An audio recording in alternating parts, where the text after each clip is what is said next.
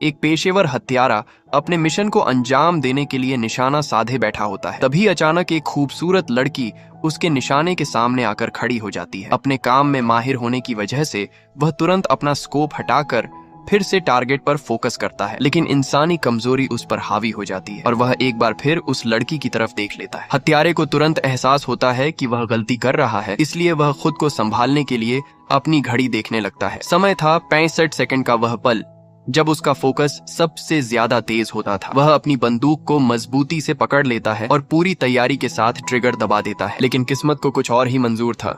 ठीक उसी वक्त वह लड़की फिर से बीच में आ जाती है और गोली उसी को लग जाती है। हत्यारा तुरंत दूसरी गोली चलाने की सोचता है, लेकिन टारगेट वाले कमरे की खिड़की का पर्दा तुरंत बंद हो जाता है। अब उसके पास प्रतिक्रिया देने का कोई मौका नहीं बचता। मिशन फेल हो चुका था। ये समझते ही हत्यारे को खतरे का अंदाजा हो जाता है। वह तुरंत अपना सारा सामान समेटता है और वहां से भागने की तैयारी करता है। जाने से पहले वह अपने आसपास का कचरा तक उठा लेता है ताकि कोई सबूत पीछे ना छूटे। फिर वह पहले से तैयार अपनी बाइक पर बैठता है और पुलिस के आने से पहले ही वहां से निकल जाता है। रास्ते में वह अपनी मैगजीन फेंक देता है, हथियारों के हिस्से अलग अलग जगहों पर फेंकता जाता है, शॉर्टकट रास्ते से भागता है, पुलिस की गाड़ियों से बचता है और अपना हेलमेट नदी में फेंक देता है। इसके बाद वह एक कन्वीनियंस स्टोर के पास बने बाथरूम में पहुंचता है। वहां वह लंबा शावर लेता है। साफ सफाई पसंद होने की वजह से वह शेव भी करता है, नए कपड़े पहनता है और परफ्यूम लगाकर अपने शरीर की गंध तक मिटा देता है। इसके बाद वह सड़क से टैक्सी पकड़ता है और सीधे एयरपोर्ट पहुंच जाता है। अंदर जाने से पहले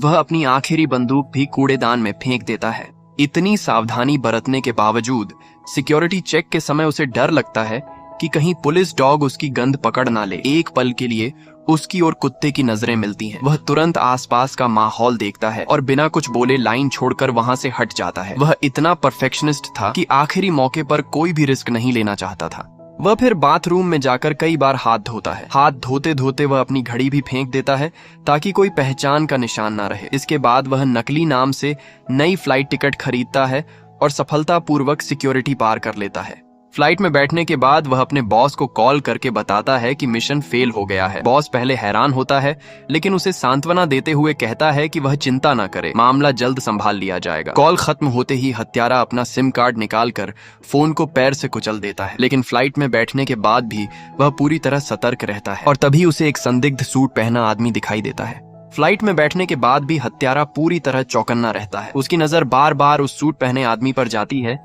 जो उसे बेहद संदिग्ध लगता है। जब वह ट्रांजिट के दौरान दूसरी फ्लाइट की प्रक्रिया पूरी करने जाता है, तब वह आदमी फिर उसके सामने दिखाई देता है।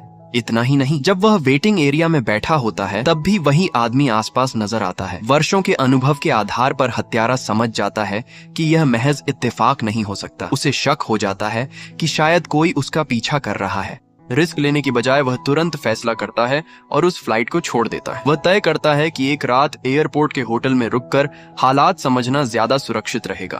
होटल पहुंचकर वह खाने के लिए स्टेक ऑर्डर करता है, लेकिन उसका ध्यान खाने में नहीं बल्कि अपनी सुरक्षा में होता है। जैसे ही वेटर बाहर जाता है, हत्यारा तुरंत दरवाजा लॉक कर देता है। वह खाने की ट्रे का ढक्कन और ग्लास उठाकर दरवाजे के हैंडल पर इस तरह सेट करता है कि अगर कोई दरवाजा खोलने की कोशिश करे तो उसे तुरंत पता चल जाए। इसके बाद वह चाकू को अपने पास रख लेता है ताकि जरूरत पड़ने पर तुरंत इस्तेमाल कर सके। पूरी रात वह सतर्क रहता है, लेकिन सौभाग्य से कोई खतरा सामने नहीं आता। अगली सुबह वह कमरे के आसपास का माहौल चेक करता है और जब उसे सब कुछ सुरक्षित लगता है, तब वह आराम से बाहर निकलता है। इस बार वह काफी रिलैक्स नजर आता है। हल्की धुन गुनगुनाते हुए वह फ्लाइट में बैठता है और अपने असली गंतव्य तक पहुंच जाता है। वहां पहुंचकर वह अपनी पिकअप ट्रक ढूंढता है और घर की तरफ निकल पड़ता है, लेकिन उसके मन में लगातार शक बना रहता है कि शायद उसके घर में कोई घुसपैठ हुई हो सकती है। घर के पास पहुंचते ही वह तुरंत अपनी बंदूक निकालता है, उसमें गोलियां भरता है और तेजी से बाड़ पार करके अंदर घुसता है। वह झाड़ियों के पीछे छिपकर घर के अंदर की गतिविधियों पर नजर रखने लगता है। तभी उसे घर के अंदर किसी के पैरों की झलक दिखाई देती है और अब उसका शक यकीन में बदल जाता है कि कोई उसके घर में घुस चुका है। वह बंदूक तानकर घर के हर कोने की तलाशी लेता है, लेकिन अजीब बात यह होती है कि उसे कोई इंसान दिखाई नहीं देता। हालांकि टूटा फूटा फर्नीचर और जगह जगह बड़े शव इस बात का सबूत देते हैं कि यहाँ भयानक लड़ाई हुई थी। यह देखकर हत्यारा घबरा जाता है। वह तुरंत फोन मिलाता है और उसे पता चलता है कि उसकी प्रेमिका अस्पताल में भर्ती है। ये सुनकर उसके पैरों तले जमीन खिसक जाती है।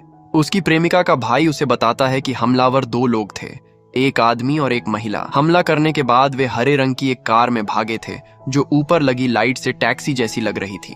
हत्यारा उसे दिलासा देता है और वादा करता है कि ऐसा दोबारा कभी नहीं होगा। घर लौटकर वह पिछवाड़े में खुदाई करता है और वहां छिपाकर रखी अपनी सीक्रेट तिजोरी निकालता है। उसमें से वह अपने खास हथियार और उपकरण निकालता है। पूरी तैयारी करने के बाद वह अपनी पहचान छिपाने के लिए एक टोपी जलाकर नष्ट कर देता है और बदले की तलाश में निकल पड़ता है। इसके बाद कई दिनों तक वह शहर की सड़कों पर घूमता रहता है और हर गुजरती टैक्सी पर नजर रखता है। आखिरकार लगातार खोज के बाद उसे वही हरे रंग की टैक्सी दिखाई देती है जिसकी उसे तलाश थी।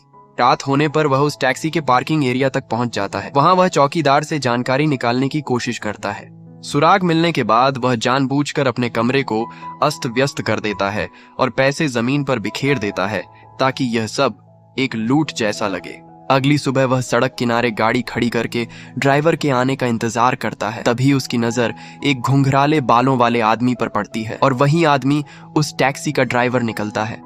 हत्यारा एक आम पर्यटक बनकर उसकी टैक्सी में बैठ जाता है, लेकिन कुछ ही देर बाद वह पीछे से बंदूक निकाल लेता है। ड्राइवर डर के मारे कांपने लगता है और अपनी सारी गलतियां याद करने लगता है। वह तुरंत अपना वॉलेट निकालकर हत्यारे को दे देता है। हत्यारा उसे याद दिलाता है कि 3 दिन पहले उसने एक अजीब ग्राहक को एयरपोर्ट से उठाया था। ड्राइवर को सब कुछ याद आ जाता है। वह बताता है कि उसने एक आदमी और एक महिला को शहर के बाहर एक प्राइवेट हाउस तक छोड़ा था। वे दोनों करीब 1 घंटे बाद बाहर आए थे और उस आदमी की टांग बुरी तरह जख्मी थी। ये सुनकर हत्यारा ड्राइवर को सुनसान फैक्ट्री तक ले जाने को कहता है। वहां पहुंचकर ड्राइवर उससे जान की भीख मांगता है और कहता है कि वह टैक्सी छोड़कर पैदल चला जाएगा। लेकिन हत्यारे के नियम साफ थे, दया दिखाना मतलब खुद को खतरे में डालना, और बिना किसी हिचकिचाहट के वह ड्राइवर को गोली मार देता है।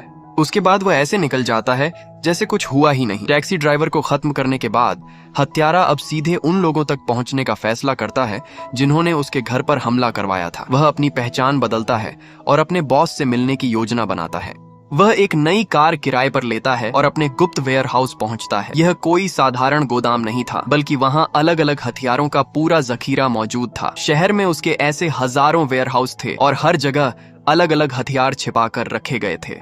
वह अपने लिए सही हथियार चुनता है और फिर एक बॉक्स खोलता है जिसमें अलग अलग नकली नंबर प्लेट रखी होती हैं। वह एक नंबर प्लेट निकालकर कार पर लगा देता है ताकि उसकी पहचान छिपी रहे। इसके बाद वह सुपरमार्केट जाता है और एक बड़ा कूड़ेदान, सफाई के औजार और कुछ जरूरी सामान खरीदता है। सारी तैयारी करने के बाद वह अपने बॉस के ऑफिस बिल्डिंग के बाहर पहुंच जाता है। वह बिल्डिंग की सिक्योरिटी को ध्यान से देखता है। वहां सीसीटीवी कैमरे और ऑटोमेटिक दरवाजे लगे होते हैं। वह अंदर घुसने का तरीका ढूंढ ही रहा होता है कि तभी एक डिलीवरी बॉय बिल्डिंग में प्रवेश करता है। हत्यारा तुरंत कूड़ेदान घसीटते हुए उसके पीछे पीछे अंदर घुस जाता है। डिलीवरी बॉय को थोड़ा अजीब लगता है, लेकिन वह ज्यादा ध्यान नहीं देता। हत्यारा ग्लव्स पहनकर धीरे धीरे ऊपर की मंजिल तक पहुंचता है। वह दरवाजे बंद होने का समय गिनता है और सही मौके पर दरवाजे को अपने पैर से रोक देता है। अब वह अपने टारगेट के ऑफिस तक पहुंच चुका था। वह चुपचाप दरवाजा तोड़कर अंदर घुसता है। वहां उसे बॉस की सेक्रेटरी मिलती है जिसका नाम डेलोरिस होता है। वह घबरा जाती है। हत्यारा बिना कुछ बोले कंप्यूटर और फोन अपने कब्जे में ले लेता है, लेकिन डेलोरिस उसका असली टारगेट नहीं थी। असली निशाना उसका बॉस एडवर्ड था। इतने में दरवाजे पर दस्तक होती है और डेलोरिस उसे एडवर्ड के कमरे तक ले जाती है। एडवर्ड पहले तो उसे देखकर हैरान रह जाता है। उसे समझ नहीं आता कि उसका ही आदमी उसे मारने क्यों आया है। हत्यारा एडवर्ड को चुप रहने का इशारा करता है और सेक्रेटरी को बाथरूम में जाकर खुद को बांध लेने का आदेश देता है। डेलोरिस डर के मारे उसकी बात मान लेती है। इसके बाद हत्यारा एडवर्ड से पूछता है कि उसके घर पर हमला किसने करवाया था। एडवर्ड उसे समझाने की कोशिश करता है कि मिशन फेल होने के बाद क्लाइंट को संतुष्ट करने के लिए कुछ कदम उठाने पड़े थे। यह सब बिजनेस का हिस्सा था। लेकिन हत्यारा कोई सफाई सुनना नहीं चाहता था। वह एडवर्ड के कंप्यूटर को गोली मारकर नष्ट कर देता है ताकि कोई सबूत न बचे। एडवर्ड उसे मनाने की कोशिश करता है और कहता है कि वह सब भूलकर नई जिंदगी शुरू कर सकता है। वह यहाँ तक कहता है कि हत्यारे की सफलता में उसका बहुत बड़ा योगदान रहा है। लेकिन हत्यारे को सिर्फ एक बात जाननी थी, उसकी पत्नी पर हमला किसने करवाया। एडवर्ड सच बताने से बचता रहता है। तब हत्यारा उसे गोली मार देता है, लेकिन जानबूझकर तुरंत नहीं मारता। वह उसे मौका देता है कि अगर वह सच बता दे तो वह एम्बुलेंस बुला सकता है।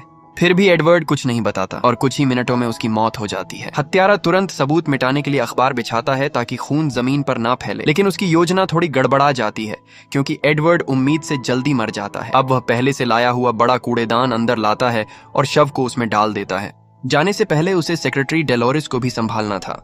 डेलोरिस रोते हुए कहती है कि वह उसे असली मास्टरमाइंड के बारे में बता सकती है, लेकिन बदले में वह अपनी जान की भीख मांगती है क्योंकि उसके 2 छोटे बच्चे हैं। हत्यारा दुविधा में पड़ जाता है। उसके नियम कहते हैं कि किसी पर दया नहीं करनी चाहिए, लेकिन इंसानियत उसे रोक रही थी। कुछ देर सोचने के बाद वह उसे जिंदा छोड़ देता है। डेलोरेस उसे जरूरी जानकारी देती है। उसके पास बैंक ट्रांसफर के रिकॉर्ड होते हैं जिनसे असली क्लाइंट का पता लगाया जा सकता था। हत्यारा उन दस्तावेजों के जरिए 2 अलग अलग एड्रेस तक पहुंच जाता है। असली नाम सामने आता है क्लेबोर्न, लेकिन जैसे ही उसे जानकारी मिल जाती है वह अचानक डेलोरेस की गर्दन तोड़ देता है और उसकी मौत को हादसा दिखाने के लिए उसे सीढ़ियों से गिरा देता है।